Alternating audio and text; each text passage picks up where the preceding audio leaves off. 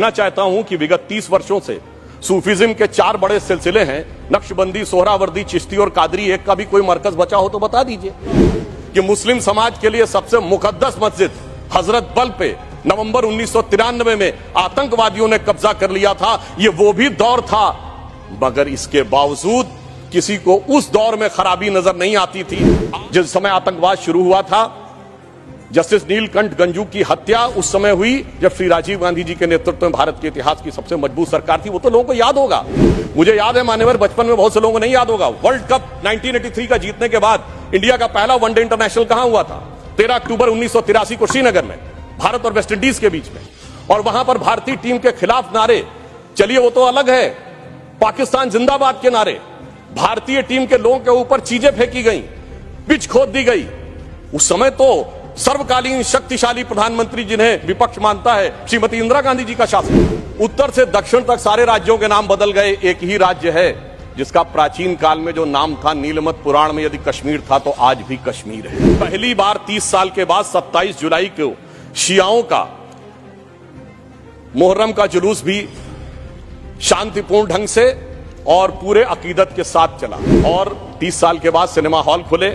यह सत्य है कि कश्मीरी पंडितों का जेनोसाइड और नरसंहार हुआ था। ये एक दौर था जब उस नरसंहार के आरोपी और समर्थक दिल्ली में आते थे तो रेड कार्पेट वेलकम के साथ आते थे। जलवाए जलाल से दिल्ली की सरजमी पर जलवा अफरोज होते। आज भी वो आते हैं, मगर ईडी के सम्मन पे आते हैं, एनआईए की पेशी में आते हैं। ये अंतर आया है हमारी सरकार और उस सरकार के दौर में। महोदय, मैं एक बात याद दिलाना चाहता हूं। मैं लखनऊ का रहने वाला हूं। वहां भी मैंने बचपन में हिंदू मुस्लिम कॉन्फ्लिक्ट नहीं सुना था, शिया सुन्नी कॉन्फ्लिक्ट सुने थे। इनकी सरकार के समय में शियाओं का जुलूस, मदे साहबा का जुलूस रोक दिया गया था।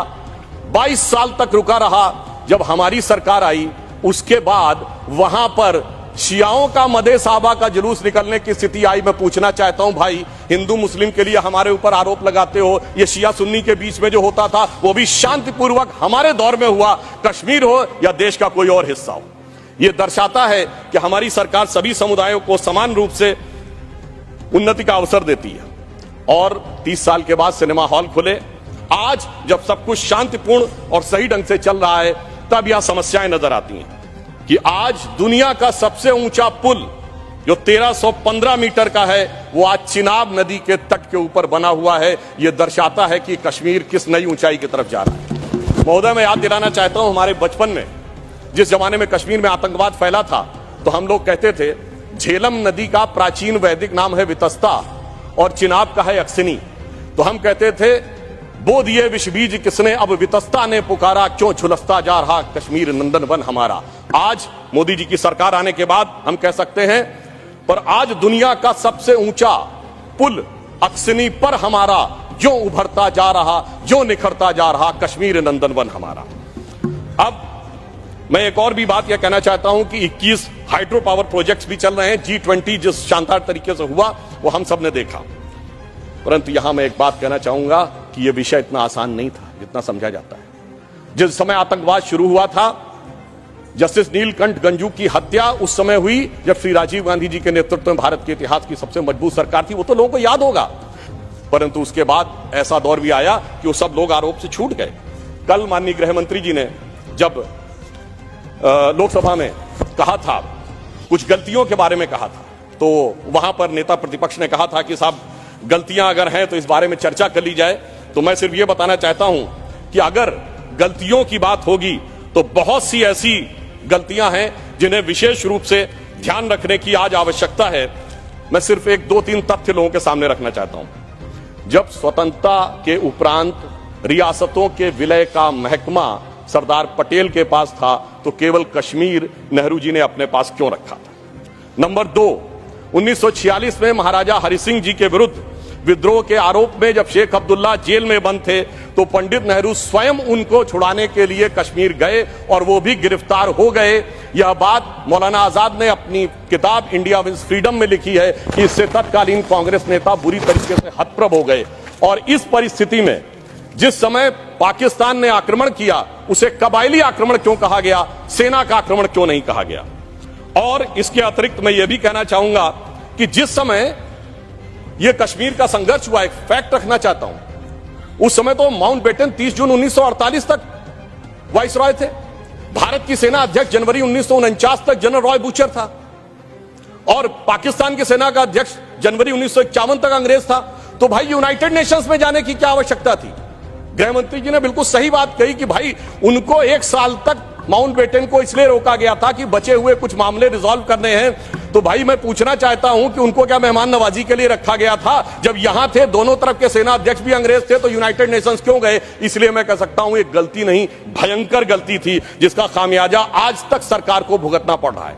और फिर इतना ही नहीं, करेस्पॉन्डेंट ऑफ सरदार पटेल से बहुत स्पष्ट है कि वहां लिखा जा रहा था कि residual powers will be vested in the interim government of Jammu and Kashmir, जिसको सरदार पटेल के इंसिस्टेंस के ऊपर यूनियन गवर्नमेंट कर दिया गया।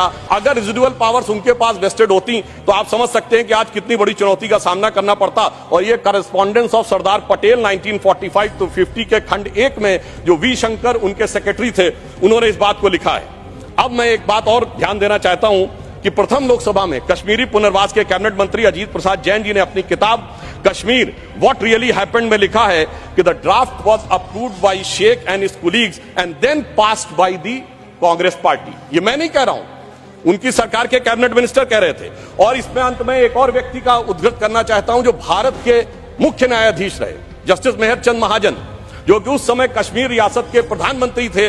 उन्होंने आकर कहा कि 24 अक्टूबर 1947 को वो पत्र लेकर आ गए थे, परंतु उसके बावजूद 2 दिन तक सिर्फ इसलिए मामला अटका रहा। ये मैं नहीं कह रहा हूं, जस्टिस महाजन ने अपनी किताब लुकिंग बैक में लिखा है, क्योंकि नेहरू जी की यह शर्त थी कि शेख अब्दुल्ला का पहले स्थान तय हो जाए नई सत्ता में, इसके उपरांत ही कश्मीर के विलय का प्रस्ताव होगा। वो सारी बातें आपको पता होगी कि जब उस समय उन्होंने कहा था कि हम जाकर कराची चले जाएंगे यदि हिंदुओं की रक्षा की गारंटी श्रीनगर में फंसे हुए लोगों की ली जाए। इसलिए मैं कहना चाहता हूं इसके लिए एक दिन नहीं, एक सत्र भी कमजोर पड़ जाएगा। और आज अगर आप देखें कि अंतर देखिए, एक उधर का कश्मीर और एक इधर का कश्मीर। एक इधर का कश्मीर है जहां पर टेक्नोलॉजी में, जहां पर की कल्चर में उन्नति हो रही है, जहां विकास हो रहा है, G20 किया जा रहा है। और एक उधर का कश्मीर है, यहां हमारा सबसे ऊंचा पुल है और वहां बड़े बड़े आतंकवादी संगठनों के साथ उधर के कश्मीर के लोग बैठे हुए हैं। इसलिए मैं ये भी कहना चाहता हूं कि इन 75 वर्षों के बाद जो कुछ भी बदलाव आया है वो इस सीमा तक आया है कि मैं सिर्फ ये कहना चाहूंगा कि जो मोदी जी ने हिम्मत दिखाई उसकी वजह से आज ये बदलाव आया, जिसे एक पंक्ति में कहना चाहूंगा कि दर्द की रात गई, गम के जमाने भी गए और मोदी जी की हिम्मत से कई दाग पुराने भी गए।